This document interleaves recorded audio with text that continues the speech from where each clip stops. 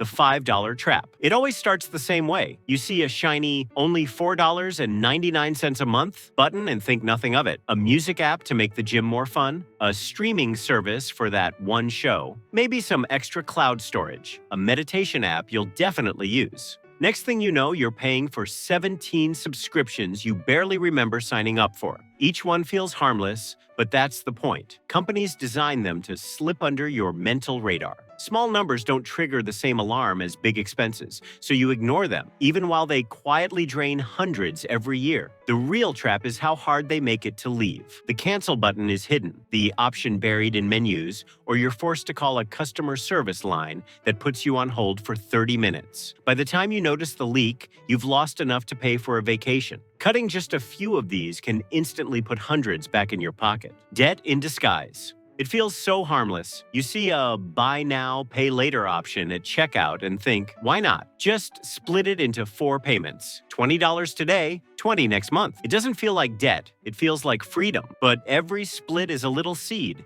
and soon your calendar is full of tiny due dates. One pair of shoes, a kitchen gadget, a new headset, each on its own payment plan. You forget the totals because they're scattered across weeks and months. Then one late payment hits, and suddenly that interest-free promise turns into a 25% annual rate. Some people stack 15 or more active BNPL plans at once, juggling dates and amounts until they're paying hundreds a month without realizing how deep they've gone. It's not a harmless delay, it's just debt wearing a friendly mask. If you can't pay for it in full right now, you're betting on a future that might not come. Paycheck Prison. It starts the moment you get that raise. You tell yourself you've earned it. Better coffee in the mornings, a slightly nicer apartment, maybe that gym with a sauna instead of the cheap one down the street. The jump in lifestyle feels small at first, just a reward for your hard work. But expenses have a way of rising faster than income. Soon, the bigger paycheck that once felt like freedom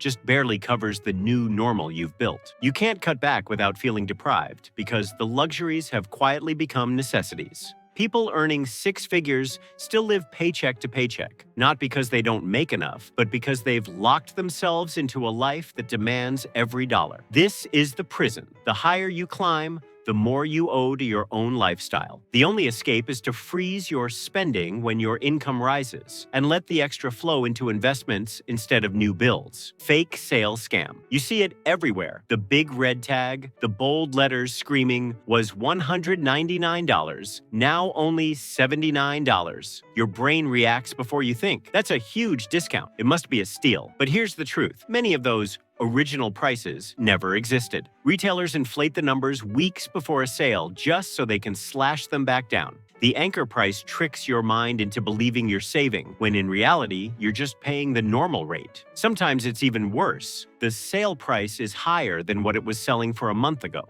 Add limited time countdowns, fake stock warnings, and phrases like, "only 2 left," and the pressure builds until you buy something you didn't even plan to get. You walk away thinking you beat the system, but really the system beat you. If you wouldn't have bought it at the so-called full price, you're not saving money. You're just spending it under a different label. Points, poisons. It sounds like free money. 2% cashback, triple points on dining, bonus miles for every purchase. How could you lose? But the game is rigged in a subtle way. Once you start chasing rewards, you spend more than you normally would, just to earn those shiny points. A coffee here, a gadget there, maybe an upgrade you didn't need, all because you told yourself, at least I'm getting cash back. The average person chasing rewards ends up spending 20% more, while the rewards themselves might only give back 2%. Miss one payment, and the interest wipes out months, even years, of points in a single cycle. That free flight ends up costing more than buying the ticket outright. Credit cards aren't rewarding you for being smart. They're rewarding you for spending more. The only way to win is to treat points as a bonus for purchases you'd make anyway, not as a reason to make them. Bitcoin FOMO. It always starts with someone else's win. Your friend doubled their money in a month. A coworker cashed out after a massive pump.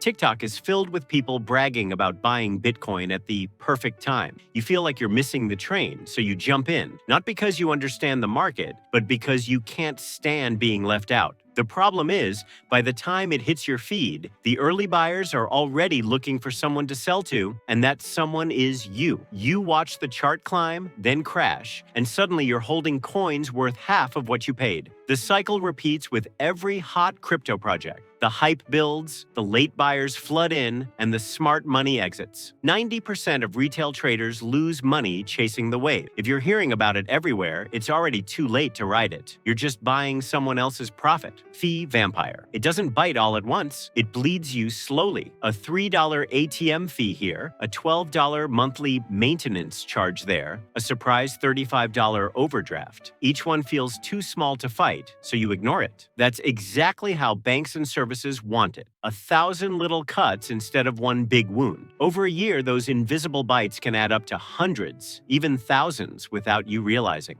Some free accounts end up costing more than premium ones once you add all the hidden charges together. International transactions, early withdrawal penalties, convenience fees for paying online. It's a silent, constant drain on your money. You think it's just a few dollars here and there, but those few dollars could have been compounding in your savings instead of disappearing into someone else's pocket. A vampire doesn't stop feeding until you notice. And once you do, it's time to kill every pointless fee you can find. Forever renting. It feels safe. No mortgage, no property taxes, no repairs to worry about. Just a fixed monthly rent and the freedom to move whenever you want. But safety has a cost. And over decades, that cost is massive. Month after month, year after year, you're paying for a home you'll never own. In 30 years, you could spend enough to buy one, even two properties outright. But you'll have nothing to show for it except old rent receipts.